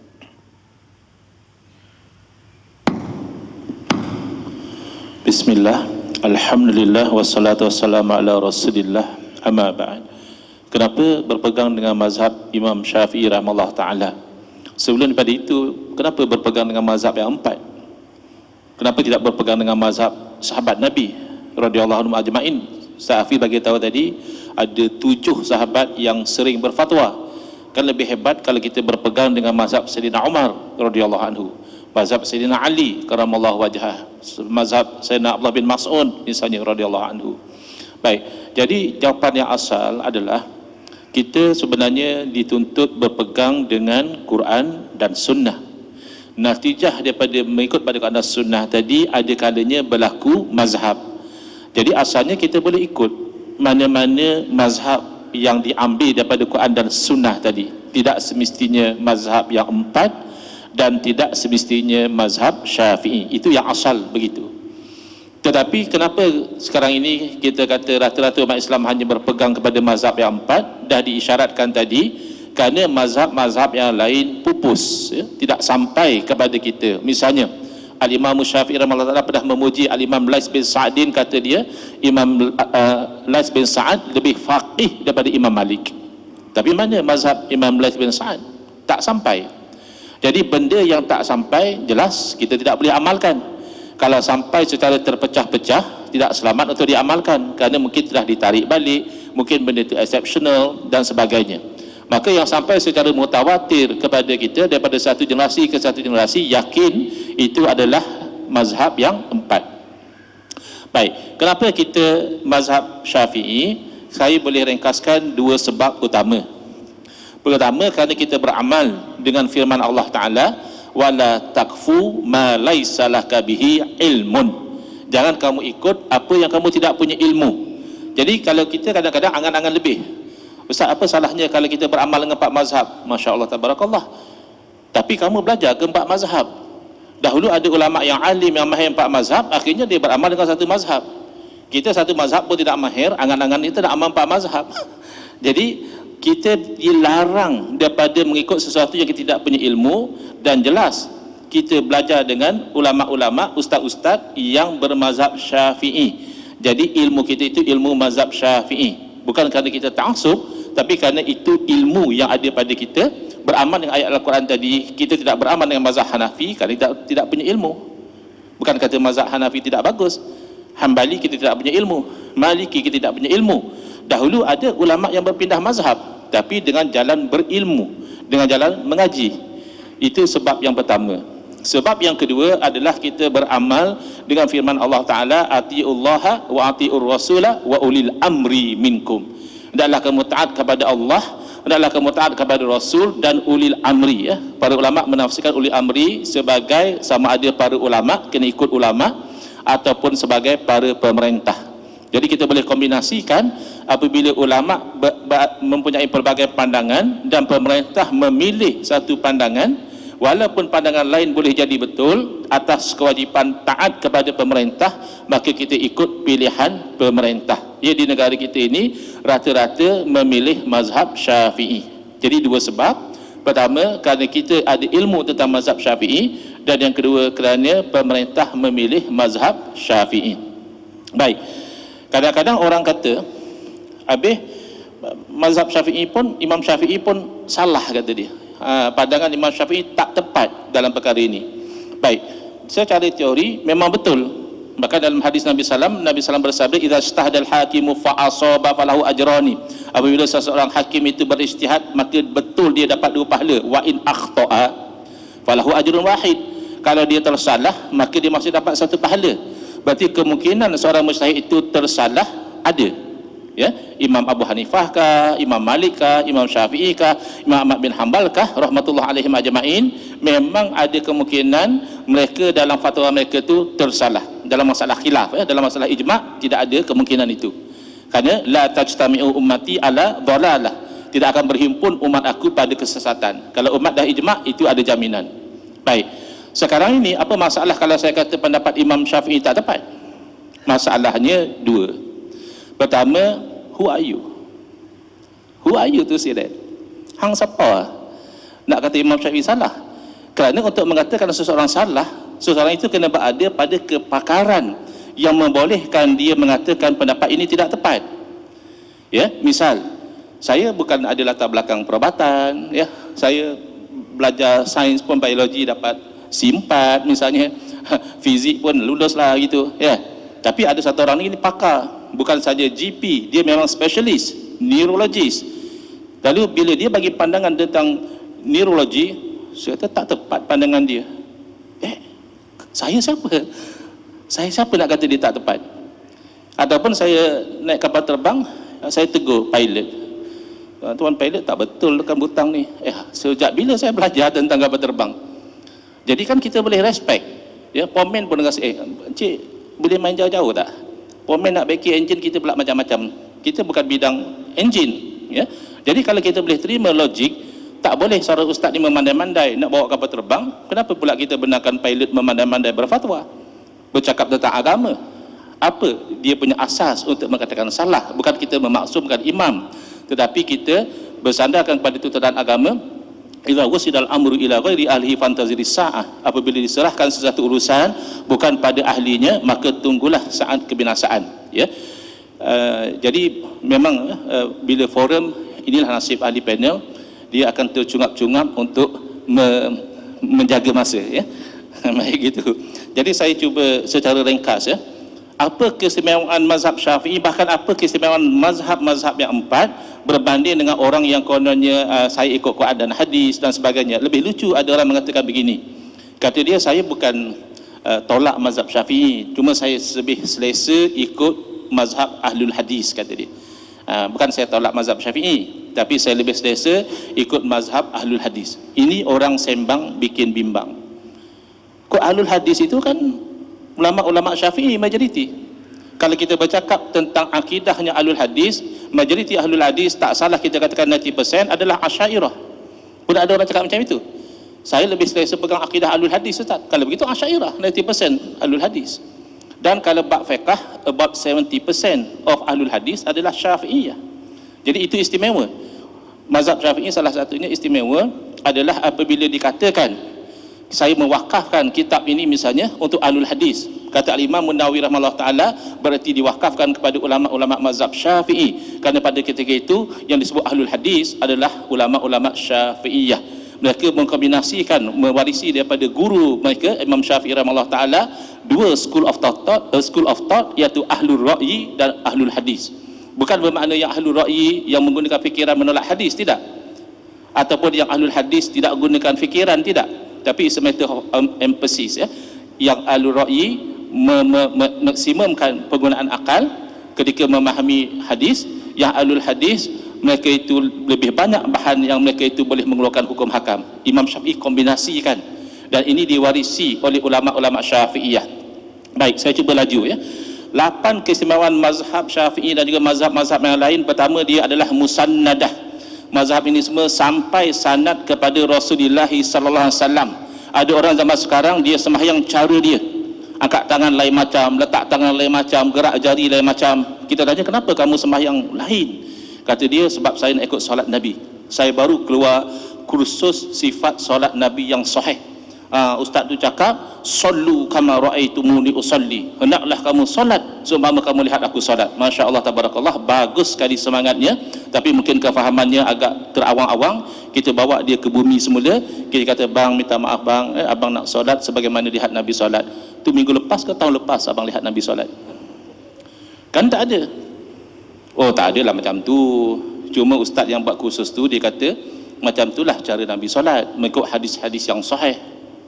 Samalah kita solat macam kita solat bukan sebab kita lihat Nabi solat, tapi guru kita ajar. Dan kalau kita bermazhab, berarti ajaran solat itu bersambung daripada guru kepada guru sampai kepada murid Imam Syafi'i misalnya, sampai kepada Imam Syafi'i rahimahullah ta'ala, sampai kepada guru Imam Syafi'i, sampai kepada tabi'in, tabi'in, sampai kepada sahabat yang melihat Nabi solat. Kalau nak solat yang bersanad sampai kepada Nabi SAW, maka belajar salah satu daripada 4 mazhab, kerana inilah yang masih tersisa yang sanad bersambung sampai Nabi SAW. Yang kedua, mazhab ini adalah mudallalah, ada dalilnya. Sekarang kan orang suka tanya, mana dalil? Tapi bila kita tanya dia dalil, dia nganga juga. Dia rajin tanya orang mana dalil. Bila orang tanya dia mana dalil, dia pun tak ada jawab. Jadi banyak orang tak perasan bahawa dalil ini bukan expressly saja, explicit. Dalil boleh jadi impliedly. Contoh ya, ada orang mengatakan kita kalau tinggal solat dengan sengaja, itu tak wajib qada. Yang wajib qada itu adalah ditinggalkan secara terlupa atau tertidur. Berdasarkan hadis Nabi SAW, man nama an salatin aw man nasya, man nama an salatin aw nasyaha. Saya tak ingat matan hadis, maksudnya siapa yang tertidur daripada solat, sampai tak solatlah tertidur atau dia lupa, maka hendaklah dia solat ketika dia ingat atau ketika dia jaga. Jadi Nabi SAW tak kata pun siapa yang tinggal solat dengan sengaja, kata dia. Maka kalau sengaja tu tak ada, yang lupa ataupun tertidur sahaja. Maka ini yang dia tidak faham, bahawa ulama menjadikan itu dalil wajib qada solat yang ditinggalkan sengaja atau tidak. Kerana kalau yang tak sengaja, yang tak ada dosa pun wajib qada, maka yang sengaja yang berdosa besar mimbab aula, lebih-lebih layak lagi wajib qada. Bahkan setengah ulama memanggil ini sebagai qiyas jali, qiyas aulawi, dan sebahagian mengatakan bukan qiyas pun, ini hanya bahasa fahwal khitab. Kalau kata wala tanharhuma wala taqul lahuma uffin wala tanharhuma, jangan berkata kepada ibu bapa, jangan bercakap kasar pada ibu bapa. Quran tak kata jangan tendang ibu bapa? Kiranya boleh lah? Tak boleh. Kerana kalau bercakap kasar saja tidak boleh, dari segi bahasanya menendang, menampak itu lebih-lebih lagi tidak boleh. Yang ketiga, muassalah ya. Setiap mazhab ini memiliki metodologi yang memang telah tersusun. Kadang-kadang orang yang bercakap ikut Quran Sunnah, dia tidak ada kaedah, bahkan bercanggah satu sama lain. Bila kita bagi tahu bahawa para ulama sejak zaman Imam Syafi'i rahimahullah ta'ala membahagikan bid'ah kepada 2. Ada bid'ah yang mahmudah terpuji tidak bercanggah dengan syariat, ada yang mazmumah terkeji kerana bercanggah dengan syariat. Dia kata tak betul. Yang betul, bid'ah ini hanya boleh dalam urusan dunia sahaja. Kalau dalam urusan agama tidak ada bid'ah hasanah. Baik, sembahyang urusan agama atau urusan dunia? Urusan agama. Habis masa PKP kamu sembahyang dalam keadaan jemaah jarak-jarak itu kan perkara baru, bahkan bercanggah dengan hadis Nabi SAW. Nabi suruh sembahyang rapat-rapat, tapi kenapa kamu sembahyang jarak-jarak? Oh itu kan nak menolak mudarat. Ya, kita kan benda baru dalam urusan dunia. Oh itu ikut usul fiqh. Oh sekarang kamu sudah pandai usul fiqh. Habis selama ini kamu tidak faham bahawa yang dikatakan bid'ah hasanah itu berdasarkan usul fiqh, bahawa semata-mata Nabi SAW meninggalkan satu perbuatan tidak menunjukkan keharaman. Jadi kaedah dia tidak stabil. Kata kalau perkara baru dalam urusan ibadah semuanya haram, terbukti tawaf guna skuter tidak diharamkan, terbukti solat jarak-jarak ketika PKP tidak dilarang. Jadi itu masalah berbanding dengan mazhab yang mereka itu muassalah. Kemudian dia adalah makhdumah, dihemati oleh ulama-ulama yang hebat. Jadi yang menghemati setiap mazhab ini semuanya memenuhi syarat ijtihad. Kita satu daripada syarat ijtihad pun tidak penuhi. Antara syarat ijtihad, bahasa Arab kita kena mantap. Bahasa Arab kita lintang bukang. Fahamlah sikit-sikit ana anta antum antumah, tapi yang i'rab yang lebih kita tak faham, apatah lagi bayan, balaghah dan sebagainya. Kemudian kita kena tahu tentang usul tafsir. Mana daripada ayat ini kalimahnya adalah am, mana yang khas, mana yang mutlak, mana yang muqayyad, mana yang muhkam, mana yang mutasyabih, mana yang mujmal, mana yang mufassar. Kita hanya tahu ini ayat Quran, mesti betul. Ya, ayat Quran betul, tapi kefahaman kamu tentang Al-Quran tidak semestinya betul. Banyak orang cakap macam tu. Bukan saya cakap, hadis yang cakap. Belum tentu bang. Hadis begini bunyinya, tapi yang kamu faham daripada hadis belum tentu itu kefahaman yang sebenar. Jadi hadis sahih, kefahaman banyak tidak sahih. Kemudian dia adalah muqaddah, dia ada kaedah dia. Misal ya, ada orang perli ya, jadi mazhab Syafi'i ini menyusahkan kata dia. Asal sentuh dengan isteri batal, asal sentuh dengan isteri batal. Tapi dia tidak faham bahawa mazhab Syafi'i ada kaedah dalam berinteraksi dengan dalil. Kerana ayat Quran mengatakan la mastumun nisa. Kalau kamu itu bersentuhan dengan wanita. Jadi wanita itu termasuk isteri, ya. Tapi kan ada hadis Nabi SAW mencium pipi isteri baginda dan baginda terus pergi solat, tak wudu. Bahkan ketika solat, baginda nak sujud terhalang dengan kaki Sayyidina Aisyah radhiyallahu anha, baginda pegang, kemudian Sayyidina Aisyah bengkokkan, baginda sujud. Kalau batal, kenapa baginda terus solat? Kalau Imam Syafi'i tahu hadis ni, nescaya Imam Syafi'i tukar fatwa dia. Terima kasihlah Dr. PhD ya, kerana beritahu hadis ni. Inna lillahi wa inna ilaihi raji'un. Al-Imam Syafi'i rahmatullah nasirus sunnah. Beliau digelar sebagai pembela sunnah. Imam Syafi'i bukan tidak tahu hadis ini, tapi ada kaedahnya. Kaedah dalam berinteraksi dengan dalil apabila ada percanggahan zahir, ya, apparent contradiction. Percanggahan sebenar tidak berlaku ya, dalam wahyu. Nampak semintas lalu macam ada percanggahan. Macam mana nak selesaikan?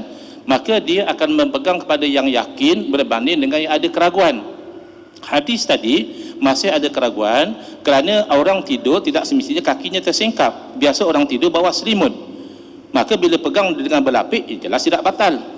Dan isteri-isteri Nabi termasuk wanita yang diperintahkan menutup muka mereka. Maka masih ada kemungkinan ketika Nabi SAW mencium isteri baginda dalam keadaan mukanya tertutup. Maka datanglah kaedah iza tatarraqa ila dalil ihtimal saqatal istidlal. Apabila datang pada satu dalil itu kemungkinan begini dan kemungkinan begitu, maka gugur mengambil dalil. Maka hadis itu bukan ditolak, tapi berpegang dengan dalil yang lebih pasti, iaitu ayat suci Al-Quran, aula mastumun nisa. Habis itu kat Mekah boleh pula taklid mazhab lain. Ada kaedah juga. Idza dhaqal amru ittasa. Apabila satu urusan dah jadi sempit, maka dia diluaskan. Kan orang selalu pergi macam itu. Kata mazhab Syafi'i, ya, tapi bayar zakat ikut Hanafi juga. Itu menunjukkan keluasan. Ini ada yang terakhir itu mazhab ni dia munfatihah, dia terbuka. Bukan kita jumud, oh ini mazhab Syafi'i. Imam Syafi'i sendiri tidak jumud. Imam Syafi'i sendiri ada qaul qadim, pendapat yang dahulu, dan beliau nilai semula dengan fatwa baru, qaul jadid. Demikian ulama-ulama mazhab Syafi'i walaupun tahu asalnya bayaran zakat itu mesti dengan beras, tapi oleh kerana mengambil kira masyaqqah, al-masyaqqatu tajlibut taisir. Kesukaran itu menuntut supaya dipermudahkan. Jadi ada keluasannya dalam bermazhab. Saya rasa tak adil lah kalau saya teruskan sebab dah jam 11.30. Jadi saya hentikan setakat itu, masih tercungap-cungap. InsyaAllah ada manfaat juga, wallahu alam. Okey, sebanyak kepada Al-Fadhil Ustazku. Yalah, masa terakhir kan. Itu pun kita nak ambil satu round lagi tu. Untuk Al-Fadhil Ustaz Hafiz. Ustaz, aku dah sebut sikit tadi berkaitan dengan talfik mazhab ni. Berlaku di Mekah dan di Malaysia kan, bersentuh lelaki perempuan kan, di Masjidil Haram tu tak perlu nak berwuduk kan. So saya nak panjangkan dia punya soalan tu kepada Al-Fadhil Ustaz Hafiz lah, tentang ada orang yang mencampur-campurkan amalan mazhab ni. Kejap nak pakai mazhab Syafi'i, kejap nak pakai mazhab ni. Pada dia mana yang mudah dia nak ambilnya. Dia campur lah sekali, tak tahu mazhab apa dia ikut sebenarnya. Minta kepada Ustaz Hafiz untuk beri penjelasan seterusnya, insyaAllah. Dan seterusnya Ustaz, tutup dengan berkebetulan malam ni kan mazhab Syakban kan. Ustaz bagi sedikit lah apa orang kata amalan yang boleh kita beramal pada malam ni, insyaAllah. Silakan Ustaz. Bismillahirrahmanirrahim. Allahumma salli wa sallim wa barik ala Muhammad wa ala ali Muhammad. Amma ba'd. Alhamdulillah, kita pada round yang terakhir. Jadi soalan tentang hukum campur aduk mazhab ini memang selalu berlaku. Memang ada soalan tentang nak campur aduk mazhab. Saya bagi dua situasi kerana masa dah tak cukup. Situasi yang pertama adalah seorang yang nak mengikut mazhab Hanafi, batal wudu hanya dengan jima, tidak dengan bersentuh. Dalam isu sentuh ni, sentuh tak batal wudu, jima sahaja yang batal wudu mengikut mazhab Hanafi. Baik, kalau begitu orang yang nak buat ni bagaimana kaedahnya? Kaedahnya seperti mana Ustaz Engku sebut, kena tahu, kena berilmu. Pertukaran mazhab tu mesti dengan ilmu. Kerana kalau dia tidak mengikut ilmu, dia ambil wudu ikut mazhab Syafi'i. Mazhab Syafi'i contohnya basuh sapu kepala cukup dengan beberapa helai rambut. Dia ni pergi mall, rambut dah keras dah ni, jadi nak sapu kepala sayanglah. Dia ikut mazhab Hanafi Syafi'i, sapu berapa helai rambut sahaja. Baik, lepas tu bila dia pergi solat apa semua, dia nak pergi solat, isteri dia panggil ambil barang, sentuh isteri. Oh, dia ikut mazhab Hanafi ya. Sekarang adakah perbuatan itu dibolehkan? Mengikut Imam Ibn Hajar Al-Haythami, tak boleh. Kalau nak ikut mazhab Hanafi pada perkara membatalkan wudu, maka kaedah ambil wudu pun kena ikut mazhab Hanafi. Mazhab Hanafi ni kalau dia sapu kepala, dia kena sapu 1/4 kepala. Kalau Maliki 1 kepala, basuh 1 kepala. Kalau Hanafi 1/4 kepala. 1/4 kepala ni kata ulama' 1 genggam tangan. Kena sapu 1 kepala, 1/4 kepala. Jadi kalau begitulah, dia kena ambil wuduk ikut mazhab Hanafi, baru batal ikut mazhab Hanafi. Sekarang macam mana kalau dia ambil wuduk ikut mazhab Syafi'i, dia nak batal wuduk ikut mazhab Hanafi? Sedangkan kalau dia ambil wuduk ikut mazhab Syafi'i, sapu berapa helai rambut itu sudah tidak sah dalam mazhab Hanafi. Wuduk tu yang sapu berapa helai rambut sahaja itu tidak, awal-awal lagi tidak sah dalam mazhab Hanafi. Macam mana nak batal ikut mazhab Hanafi? Faham ke tidak? Nak batal ikut mazhab Hanafi, ambil wuduk ikut mazhab Syafi'i. Mazhab Syafi'i sentuh wanita, ada syahwat, tak ada syahwat, batal. Ustaz aku dah baca dalil tadi. Mana batal? Kalau Hanafi, jima sahaja batal. Sentuh, cium, raba, semua tak batal. Syahwat, tak syahwat, tak batal. Jima sahaja batal.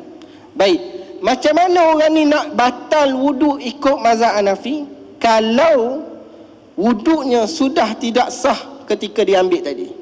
Maka sebab tu tak boleh campur aduk. Kalau nak ikut mazhab Hanafi, kena belajar mazhab Hanafi dan kena amal daripada awal hingga akhir. Sama dalam solat. Kaedah solat, perkara membatalkan solat, kena selari. Kalau tak, dia akan jadi perkara yang tak pernah difatwakan oleh mana-mana mazhab. Saya bagi contoh kedua, iaitu tentang nikah kahwin.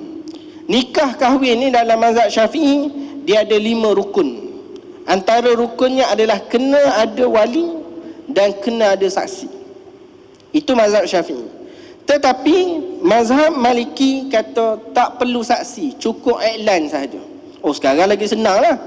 Mana dia akad nikah, lepas akad nikah dia kata saya dah kahwin dengan perempuan ni. Iklan sahaja cukup. Itu mazhab Maliki. Kalau mazhab Hanafi, sekiranya wanita dan lelaki itu sekufu, maka dia boleh nikah tanpa wali. Tapi saksi kena ada. Jadi dia ni kata, kalau begitu Hanafi kata tak payah ada wali. Aku ni sekufu pelajar universiti, sama-sama pelajar. Dua-dua dekan dalam pengajian syariah, sekufu lah ni. Maka tak perlu pada wali. Ambil mazhab ambil mazhab Hanafi. Ambil pula mazhab Maliki, tak perlu ada saksi. Okey, saksi tak perlu, wali tak perlu. Yang ada apa lagi tinggal? Pengantin lelaki, pengantin perempuan, ijab kabul. Masuk hotel, tenera, ijab kabul lelaki perempuan, selesai. Kira nikah dah tu. Campur mazhab Maliki, campur mazhab Hanafi. Maka natijahnya, adakah ianya sah? Nak ikut yang mana sah? Hanafi kata kalau sekufu tak perlu ada wali, tapi saksi kena ada. Maliki kata kena ada wali, saksi tak perlu, perlu iklan saja. Sekarang ni dia ambil gabung dua, saksi tak ada, wali tak ada, maka natijahnya zina. Maka sebab itu tak boleh campur aduk mazhab. Sebab itu Imam Syekh Amin Al-Kurdi menyebutkan syarat taklid yang kelima adalah tidak talfiq, tak boleh campur aduk mazhab, iaitu tidak mencampur aduk antara dua pandangan mazhab dalam satu masalah hukum, sama ada daripada awal, pertengahan dan seterusnya, yang menatijahkan daripada pencampuran itu dua pandangan itu menimbulkan satu perbuatan yang tidak pernah dikatakan oleh mana-mana pandangan. Kahwin tanpa wali dan saksi, tak ada ulama sebut begitu. Dia bercampur aduk sehingga jadi perbuatan yang tidak pernah difatwakan oleh mana-mana ulama. Begitulah dalam hal-hal yang lain. Maka sebab itu ulama sangat bagi penekanan tak boleh campur aduk mazhab. Tuan-tuan rasa saya nak ikut mazhab Hanafi, ikutlah. Tapi ingat, tak boleh makan lobster, king crab, kan? Tak boleh makan ikan sahaja. Jadi kalau kita kata okey nak ikut mazhab mana? Ikut mazhab Syafi'i, boleh. Ikut mazhab Maliki, boleh, tak ada masalah. Tapi belajar.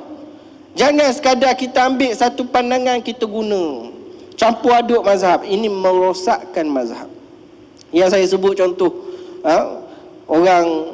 orang nak makan rasuk isteri dia mengidam, mengandung anak ketiga.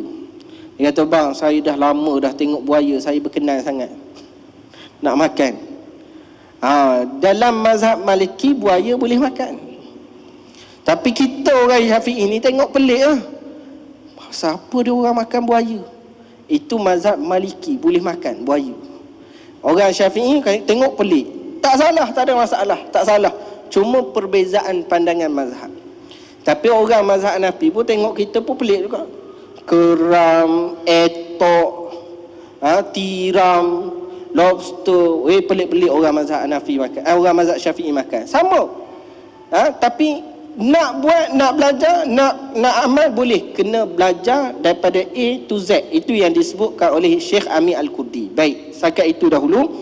Kemudian saya nak sebut tentang pada malam nisfu Sya'ban. Kita pada malam ni malam nisfu Sya'ban. Imam Syafi'i sebut dalam kitab Al-Um, 5 malam yang dimustajabkan doa.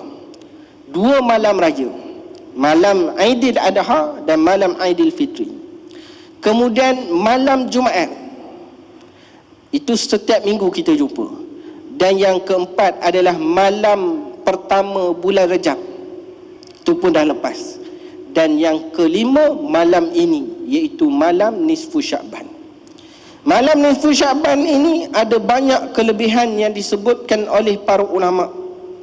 Antaranya mereka mengambil faham daripada hadis-hadis yang ada pada malam nisfu Sya'ban. Antaranya malam ini adalah malam yang diberikan pengampunan dosa. Orang ada dosa, Allah Ta'ala ampun. Allah Ta'ala, ada orang yang nak taubat pada malam ni, Allah terima taubat. Malam pengampunan. Dan malam ini juga malam yang dimakbulkan hajat.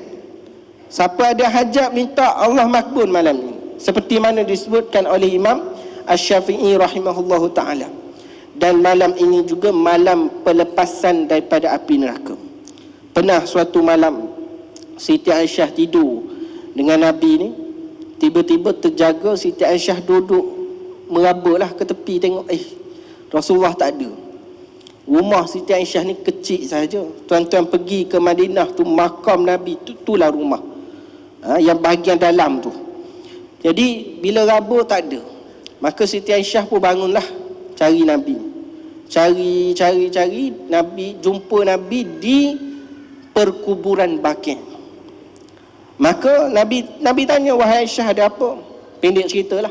Nabi tanya, wahai Aisyah, ada apa? Aku risau cari kamu tak jumpa, risau kamu pergi rumah isteri lain. Ini isterilah, tak apa. Baik. Kemudian Nabi kata, tidak, pada malam ini aku dikejutkan oleh malaikat Jibril. Dalam riwayat sebut, pada malam nisfu Sya'ban ini aku dikejutkan oleh malaikat Jibril. Kita tengok hadis ni, 2 malam Nabi dikejutkan oleh malaikat Jibril. Pertama malam nisfu Sya'ban, Nabi dikejutkan. Yang kedua malam Lailatul Qadar. Malam Lailatul Qadar Nabi dikejutkan oleh malaikat Jibril dan Nabi bagi tahu pada semua orang, hari ni malam Lailatul Qadar, malam ni malam Lailatul Qadar. Nabi sebut. Malam nisfu Sya'ban pun dikejutkan oleh malaikat Jibril. Maka Nabi pun bangun, pergi ke kuburan Baqi, mendoakan keampunan kepada orang yang ditanam di sana. Dan Nabi sebut, pada malam ini ada hamba-hamba Allah Ta'ala yang dilepaskan daripada api neraka sebanyak bulu binatang ternakan Bani Kalbi. Bani Kalbi ni zaman tu terkenal lah, kalau nak cari binatang akikah, cari dengan mereka lah. Jadi bukan banyak binatang, bukan jumlah binatang tu, jumlah bulu-bulu yang ada pada binatang ternakan Bani Kalbi itu, maka sebilangan itulah hamba-hamba Allah yang dikeluarkan daripada senarai api neraka kepada senarai ahli syurga. Ini malamnya, malam nisfu Sya'ban. Maka tuan-tuan, kalau boleh balik kejap lagi, forum pun habis lambat dah, balik kejap lagi, tidur awal, bangun tahajud, bangun zikir, bangun selawat, bangun merayu kepada Allah Ta'ala, bermunajat pada Allah Ta'ala. Malam ini malam yang dimakbulkan doa oleh Allah Ta'ala. Malam yang kedua malaikat Jibril kejutkan, selain Lailatul Qadar, malam ini malaikat Jibril kejutkan Nabi Muhammad sallallahu alaihi wasallam. Setengah amalan umat Islam ni dia baca Yasin malam Jumaat. Malam ini, malam nisfu Sya'ban, baca Yasin 3 kali. Seperti yang disebutkan oleh Imam Abdul Ghani An-Nablusi dalam kitab Fadail Al-Ayyam Wasyuhur, muka surat 38, antara amalan orang soleh dahulu pada malam nisfu Sya'ban selepas solat fardu maghrib dan sunat ba'diyahnya, dibaca surah Yasin 3 kali. Pada bacaan pertama diniatkan memohon dipanjangkan umur dalam kesihatan yang baik agar dapat beribadat mentaati Allah Subhanahu Wa Taala. Habis baca Yasin yang pertama, doa ini. Kemudian baca Yasin yang kedua, diniatkan memohon diluaskan rezeki yang halal dan diberkati. Baca Yasin yang kedua tu niat yang tu, untuk diluaskan rezeki. Dan bacaan ketiga diniatkan memohon ditetapkan iman dan mati dalam iman, mati dalam husnul khatimah. Ini disebutkan oleh Imam Abdul Ghani An-Nablusi. Sebagian ulama juga sebut, yang ni last, sebagian ulama juga sebut pada malam berlaku nisfu Sya'ban ini Nabi SAW ziarah kubur Baqi'. Maka sebagian ulama kata pada malam nisfu Sya'ban hukumnya sunat ittiba' Nabi, ikut Nabi ziarah perkuburan ibu bapa ahli keluarga.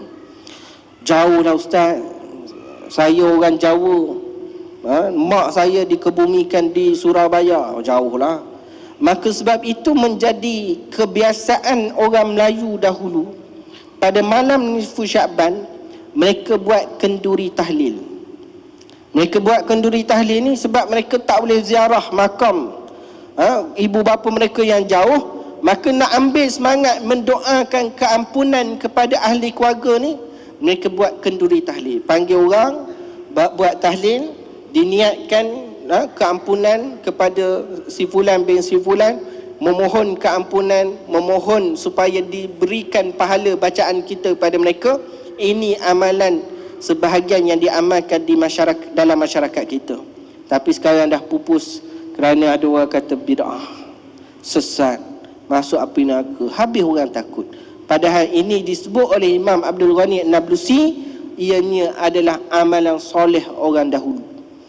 Jadi sebab itu malam nisfu Sya'ban ni ambil berat, usaha banyak ibadah, usaha banyak zikir, solat, doa dan sebagainya, insya-Allah dapat kebaikan. Wabillahi taufiq wa hidayah. Assalamualaikum warahmatullahi wabarakatuh.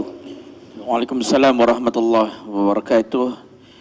Okey, terima kasih banyak kepada kedua di panel kita. Kita fahami malam ni Selain daripada kita buat forum Nisfu Sya'ban ni, jangan lupa juga teruskan beribadah sampailah waktu subuh besok nanti, insya-Allah. Okey, datanglah ke masjid. Kalau sama-sama nak buat qiyam mulai dekat masjid, dipersilakan kan. Kalau tak mampu nak buat bersendirian, ajak kawan-kawan ke masjid kan. Jangan biarkan malam ini habis begitu saja. Tuan-tuan baik tuan-tuan dan puan, muslimin-muslimat sekalian, alhamdulillah selesai forum kita pada malam ni. Saya dah sebut tuan-tuan malam ni kita kenyang dengan ilmu, subhanallah. Juga satu lagi Ustaz Hafiz beritahu. Satu lagi yang ibadah yang digalakkan pada malam ni, banyak bersedekah. Masjid dah beritahu tadi kan, 800,000 diperlukan. So malam ni kita perlukan 100,000 terkumpul pada malam ni, insya-Allah. Okey, tuan-tuan banyaklah bersedekah. Tak boleh nak bayar cash, kita ada QR code dekat luar sana tu. Kalau boleh balik ke rumah, pastikan dompet kita kosong. Masuklah kat tabung-tabung kita tu, insya-Allah banyakkan sedekah pada malam ni. Tuan-tuan alhamdulillah saya dah sebut tadi, malam ni kita kenyang dengan ilmu, faham tentang mazhab Syafi'i. Daripada mula sampai habisnya kita dah faham dah. Kenapa kita perlu kepada mazhab, wajibnya kita bermazhab, dan kita faham pula dalam mazhab Syafi'i, dalam banyak-banyak mazhab kita semua berpegang dengan mazhab Syafi'i di Malaysia. Dan malam ni kita kenal pula siapa Imam Syafi'i dan apakah keistimewaan Imam Syafi'i yang diiktiraf ilmu Imam Syafi'i ini tadi, yang menguasai ilmu-ilmu yang lain, subhanallah. Dan kita pun faham kenapa mazhab Syafi'i sangat istimewa untuk diamalkan di Malaysia. Ringkasnya tuan-tuan dan puan-puan, dua perkara ni kena ada untuk kita nak beramal dengan mazhab. Yang pertama, belajar, cari ilmu sebanyak mungkin ilmu. Ini berkaitan dengan mazhab dan juga amalan. Yang keduanya, ikut guru yang mu'tabar, ikut guru yang sepatutnya. Kalau mungkin kita tak faham bahasa Arab, ikut guru yang faham bahasa Arab. Kita tak faham sepenuhnya mazhab Syafi'i, ikut guru bermazhab Syafi'i. Itu lebih selamat. Dengan sebab itu tuan-tuan, sekali lagi sebagai moderator, kita ucapkan jutaan terima kasih. Jazakumullah khairal jazak kepada kedua-dua panel kita. Yang pertama Al-Fadhil Ustazku Fadil pada malam ni, yang keduanya Ustaz Hafiz Az-Za'farani, dan juga terima kasih banyak kepada pihak masjid, nazir masjid, dan juga ahli dan kuasa masjid yang begitu hebat menganjurkan forum pada malam ni. Jadi sebagai moderator pada malam ni, saya minta maaf sekiranya kekurangan saya untuk mengadakan forum pada malam ini. Baik, dan untuk seterusnya tuan-tuan, kita tangguhkan forum kita pada malam ini dengan tasbih kafarat dengan suratul Asr. Subhanakallahumma bihamdika, nasyhadu an la ilaha illa anta, nastaghfiruka wa natubu ilaik. Wal 'asri innal insana lafi khusr illal ladzina amanu wa 'amilus solihati wa tawassaw bil haqqi wa tawassaw bis sabr. Wassalamualaikum warahmatullahi taala wabarakatuh.